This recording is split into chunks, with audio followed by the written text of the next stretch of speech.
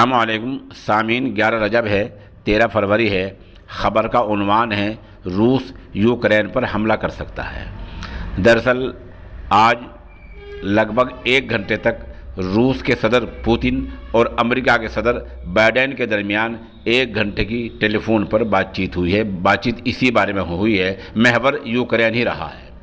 امریکی صدر نے روسی صدر کو جنگ کے نقصانات سمجھائے ہیں، حملے کے نقصانات سمجھائے ہیں اور ساتھ ہی چیتاونی بھی دی ہے، خبردار بھی کیا ہے۔ 1 گھنٹے میں کیا کہا ہوا ہوگا آپ بخوبی اندازہ لگا سکتے ہیں کہ 2 طاقتور ملک بات کریں گے تو کیا بات چیت کر رہے ہوں۔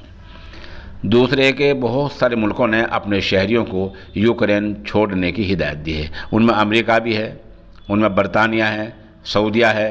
ایسے بہت سارے ممالک ہیں جنہوں نے اپنے شہریوں کو کہا ہے کہ 48 گھنٹے کے اندر، کسی نے کہا 24 گھنٹے کے اندر، کسی نے کہا 3 دن کے اندر یوکرین کو چھوڑ دیا جائے۔ برطانیہ نے تو یہ بھی کہا ہے کہ اگر یوکرین نہیں چھوڑتے ہیں اور اگر کسی وجہ سے اچانک ہنگامی طور پر جنگ شروع ہو جاتی ہے تو پھر بچاؤ ٹیم نہیں پہنچ پائیں گی، کیونکہ عموماً حملہ فضائی ہونے کا اندیشہ ہے۔ اگر فضائی یعنی ہوائی حملہ ہو جاتا ہے تو لوگ کہاں کو آئیں گے، کہاں کو جائیں گے، یہ ایک مشکل پھنس جائے گی۔ دوسرے بتایا جا رہا ہے کہ روس نے یوکرین کی سرحد کے آس پاس اپنے علاقے میں تقریباً 1 لاکھ فوجی جوان اکٹھے کر لیے ہیں۔ یہ بڑی تشویش کی بات ہے۔ تیسرے کہا یہ بھی جا رہا ہے کہ روس نے کافی پہلے یوکرین کے کافی حصے پر قبضہ کر رکھا ہے۔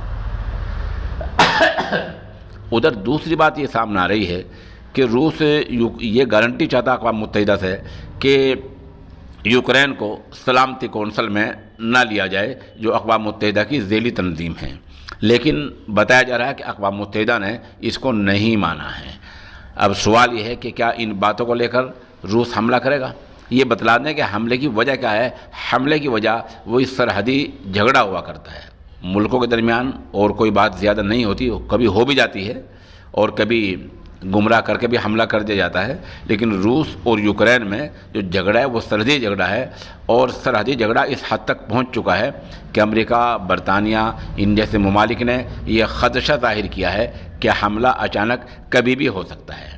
یہ بھی یاد رہے، اگر روس کسی وجہ سے حملہ کر دیتا ہے تو اس بار بڑی جنگ چھڑ سکتی ہے۔ دوسری طرف روس نے کہا ہے کہ مغربی ممالک بلا وجہ کے گمراہ کن پروپیگنڈا کر رہے ہیں، ہمارا حملے کا کوئی ارادہ نہیں ہے۔